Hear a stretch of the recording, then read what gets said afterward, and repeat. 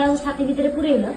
ଗୋଟେ କଦଳୀ କି ଜାଗା ହେଲା ନା ନା ନା ଏଇଟା ମୋର ଫାର୍ଷ୍ଟ ଟାଇମ୍ ହେଲା ଏମିତି କେବେ ହୁଏ ନା କାରଣ ମୁଁ ଏଇଟା ପିଲା ଯାତ୍ରା କରେ ନା ମୋର ସେଉ କମଳା କରିବାର ଅଭିଜ୍ଞତା ଅଛି କିନ୍ତୁ ଆଜି କଣ ହେଲା ଭାରତ ସମୟରେ ଗଳି ପିଲା ହେଲେ ମୁଁ ସେମିତି ଗଳିଆ କଥା ନୁହଁ ମାନେ ତମେ ବିଶ୍ୱାସ କରିବନି ମୁଁ ସବୁବେଳେ କମଳା ଫମଳା କରି ବୁଲି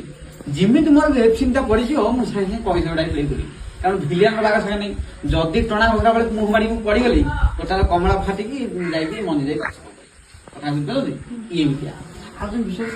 କରିବନି ମାନେ ମୋର ଯେତେବେଳେ ଗୋଟେ ସିନ୍ ଧରିନିଅ ପଡିଯିବ ପୁଅ ଘର ଲୋକ ମତେ ଆସୁଛନ୍ତି ଦେଖିବା ପାଇଁ ମୁଁ ହିରୋଇନ ହୁଏ ନା ହିରୋଇନ ହେଇଛି ମାନେ ପୁଅ ଘର ଲୋକ ମତେ ଆସିଥିବେ ଦେଖିବା ପାଇଁ ସେ ସିନ୍ ଟା ପଡିଗଲା ସେଠି ଆଉ କମଳା କି ସେଉ କି କଦଳୀ କି କହିଥ ନାହିଁ ଡାଇରେକ୍ଟ କଣ ସେଟା ବିଶ୍ୱାସ କରିବନି ମାନେ ମୋର ଧରିନିଅ ସିନ୍ ଟା ପଡିଯିବ ପୁଅ ଘର ଲୋକ ମତେ ଦେଖିବାକୁ ଆସିବେ କାରଣ ମୁଁ ହିରୋଇନ ହୁଏ ନା ମୁଁ ସେତେବେଳେ ହିରୋଇନ ଖାଲି ଜାଣିଦେବି ପୁଅ ଘର ଲୋକ ଆସୁଛନ୍ତି ଦେଖିବା ପାଇଁ ସେଥର କମଳା ସେଉ କଦଳୀ କହିତେ କିଛି ନାହିଁ ପଣସ ଖାଇଗଲ